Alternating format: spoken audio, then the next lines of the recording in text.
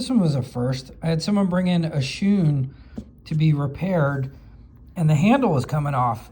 And I can honestly say I've never had that in all these years, had the handle coming off, but I thought you guys might like to see the inside. I was really surprised to see that it had a nut here and this little end piece, and you can see it screws right in. And what it was doing, it was just spinning around and around and around.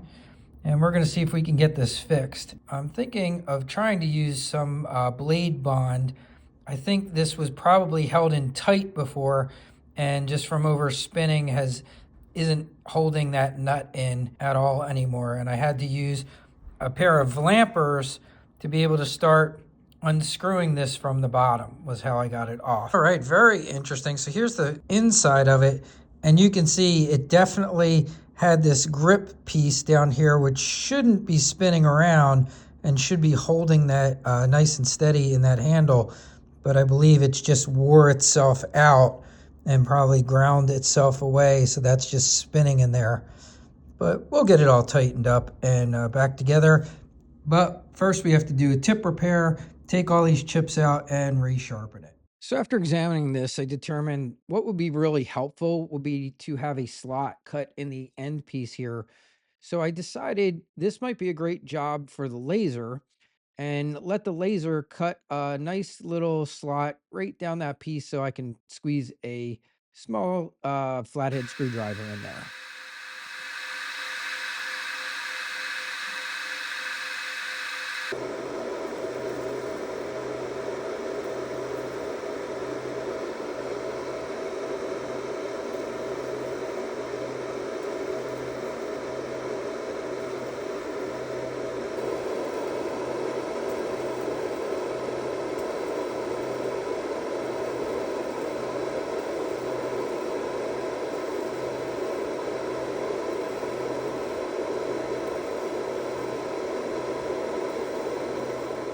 So next I grabbed some Blade Bond Ultra.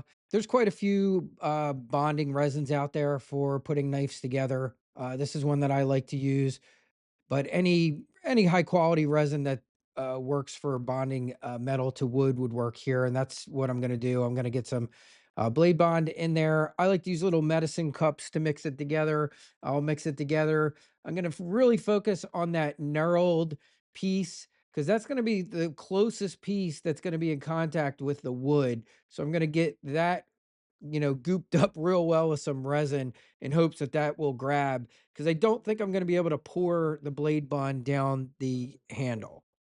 So I love these little medicine cups for mixing up any type of bonding agents and things I need to use, because then I don't end up wasting a ton of it. Knife makers will use a whole lot more of this than I will. But when I'm doing repairs, I just mix up about what I think I'm going to need. And it's always way more than I need, but these work really well. So now I'm going to just focus on getting it on that knurled metal piece that you could tell probably ground away the wood on the inside of that handle, because this is the part we're going to need to really bond well to the handle of what's left there.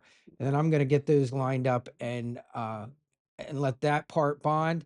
And then I'm going to work on the upper portion where you can see the little nut that was in there. Same thing happened there. I think that nut spun around so much that it actually wore the wood away. So we're going to get that all fixed up and let that dry overnight. So now that I got my glue all in there, I put my handle back on, slid everything together. Then I used the little slot that I cut with the laser and a flathead screwdriver to tighten that all back up together. And then I'm just going to set it to dry for about 12 hours time.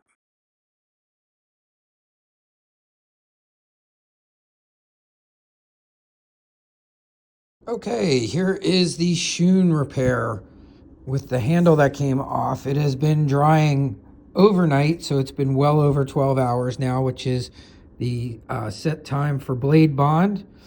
I am going to pull it out and take a look.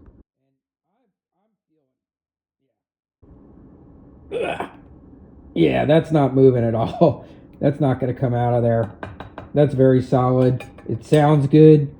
All right, so yeah, this is ready to go. So now I can move on to stage 2 of this, which is going to be grinding the back spine down a bit to take that big chip out of the tip. I'm going to take these chips out. We will throw this on the Tormac machine and put a new 15-degree edge on here, and it'll be ready to go back to its customer. All right, I'm going to get started on the finishing up of this Shun repair. I'm going to grind the spine down to create a new tip and take out some of these chips. I'm going to finish this knife on my Tormax, but I'm going to do the corrections. I'm going to do it on this 2x42. I've shown before though, just so you know, there's lots of ways that you could do this. You could do it on all kinds of things. I could do it on these CBN wheels. Actually, I really enjoy the side of a CBN wheel for grinding the spine side down, but many options. But today we're going to use this 2x42 and the platen on there to make the corrections here really fast. Give myself a little light. So now I'm just doing a series of edge trailing strokes on the 2x42 just to take the chips out. Now I'm going to work on the tip repair. And the best way to do a tip repair typically is to work from the spine down. That's the way you can preserve usually the most amount of metal.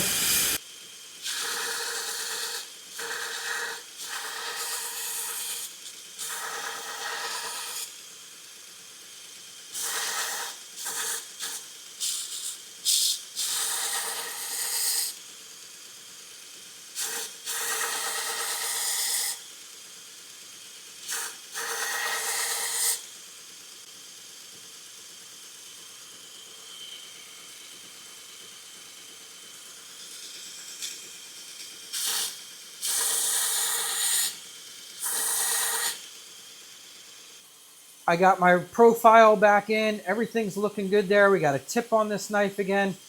Now what I'm going to do is make sure you remember to hit the spine to smooth it out. If you don't, what's going to happen if you go to sharpen, you're going to be going across your belt and you're going to feel a bunch of drag, and it's because this is super rough. And all you have to do to correct that is basically you could take it across a A30 and A15 belt just a little bit. It doesn't need a whole lot. So here's the new VEVOR, and I'm just going to come up here on the top, and I'm just going to smooth that out. You can do it on the side too. You know, wherever you want to do it, it's fine. But it doesn't hurt to do that. You want that to be nice and smoothed out again. And that already feels a lot better. A lot of times what I'll do is even do that whole spine area just lightly so that it all matches. And now that rough area that was grabbing, and if I went across this tape, when I hit up here where that was, it would just grab like really tight. So make sure you smooth that spine area back out when you're done. And you could, there's a couple of ways you could do. You could do it on a conditioning belt.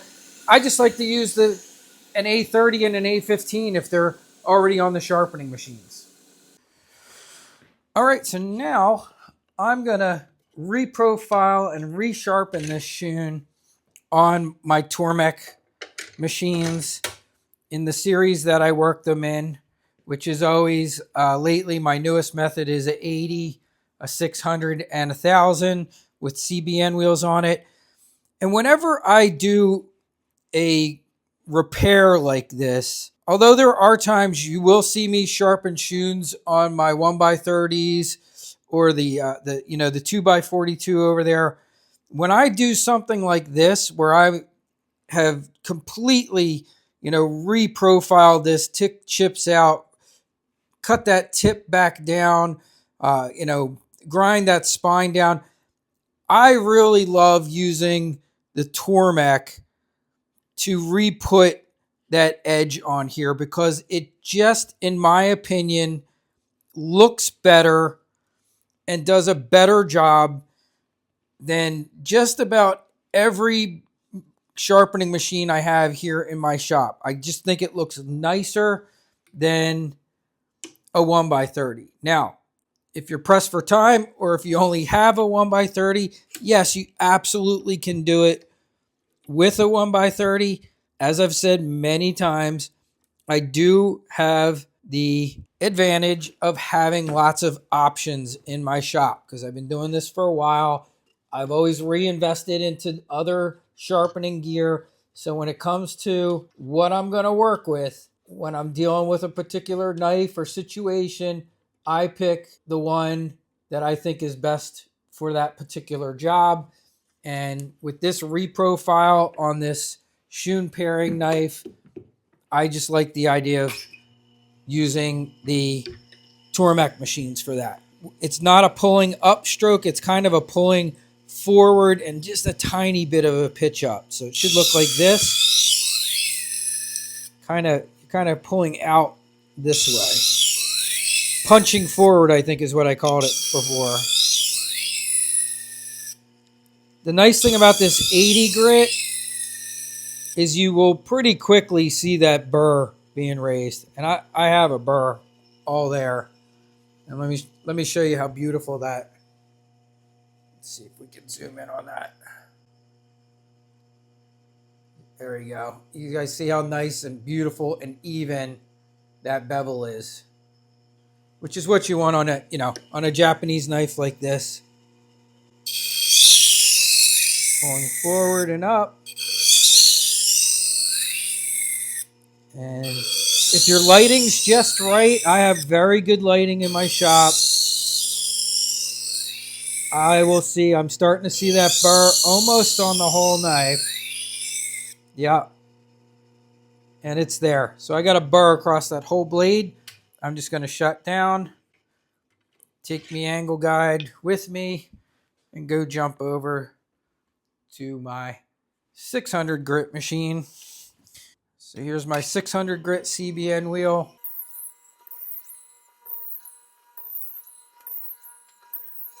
So once again, what am I looking for? I'm looking for the burr. I can a lot of times see it because of the lighting in my shop, but I also want to feel it and make sure it's all the way across. As you go up in grit, it gets a little harder to feel the burr. If you have any hand issues, you could possibly have a hard time feeling a burr. 1,000 grit burr is much harder to feel than an 80 or a 600 grit. But once you've apexed it, you don't really have to worry about it. As long as you've apexed it and you start doing equal strokes on each side, that knife should feel sharp. Once you've raised that burr on each side of the knife that first time, then it's usually after that just a matter of keeping your strokes even. And, if you really want to get into the fine tuning of it, we're kind of grinding long enough to make sure that we want to take all the previous grind marks out. For me, and the amount of pressure that I use, it's generally around 7 strokes. Some people are like, oh, why do you always use 7? That's just for me. It's how much pressure I push, and having done it for so long and having looked under the microscope, I know for me it's around 7. It could be completely different for you. You might push down a lot harder or maybe even lighter. So somebody else that is not using the same pressure as me might have to do more strokes. Someone who's using more pressure into their CBN wheel might use less strokes. Don't get hung up on how many strokes it is that I do. Do what's right for you and the amount of pressure and how you sharpen, because we're all a little bit, different when it comes to that.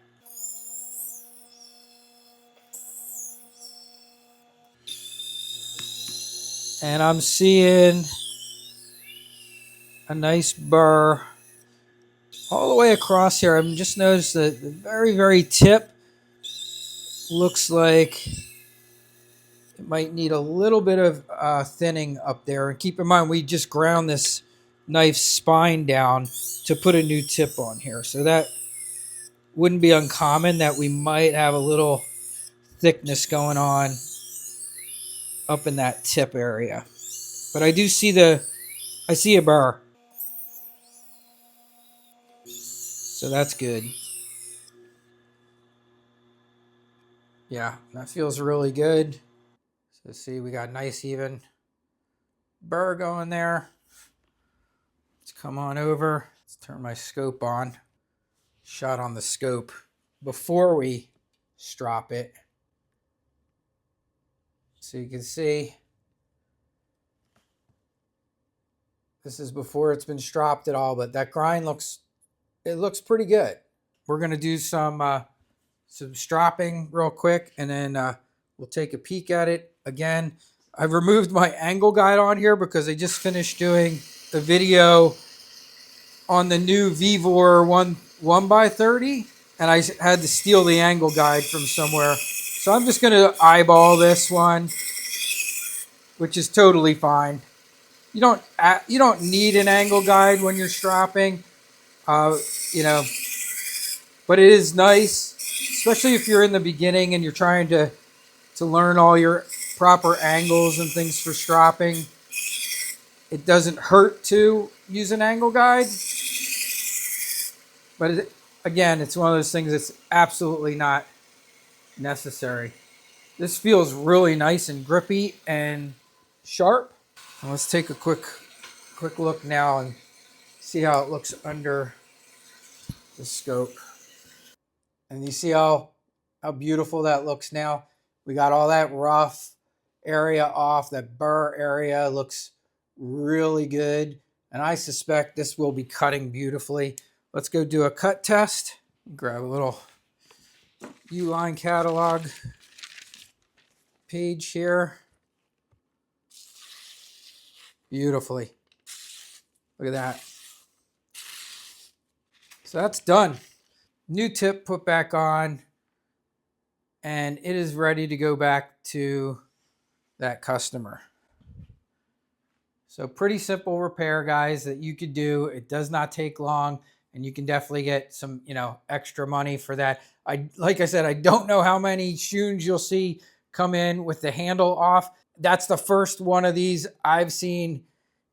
Total time that I've been sharpening for people is 7 years. Like really full time has been about 5.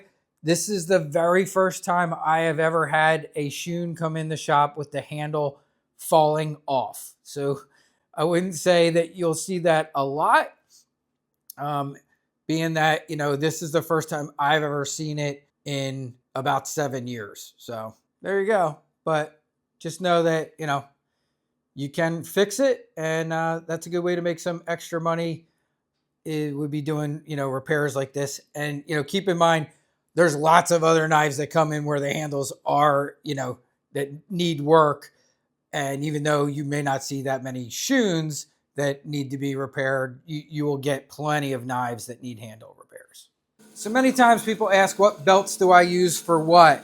And here's kind of a special one. So as you guys know, my 3 standard belts, 120 Cubitron, the A30 Trizac, the A16 Trizac, that's all my sharpening stuff.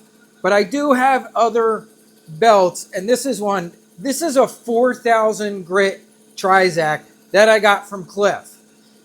What I love it for is things like this, where I reground a new tip on here on this Shun. And, we all know Shuns are pretty mirrored knives. I will retouch this spine with this 4,000 grit belt, and it will give it a beautiful mirror polish. I don't use it much for sharpening, but I will use it for remirroring an area like this here, the tip of this Shun where we ground it down, or I'm sorry, where we reground the spine of this Shun to give it a new tip. And that's just, what I like to do to really just make this beautifully smooth and looking good and mirrored again. So this is ready to go. I am finished with this knife.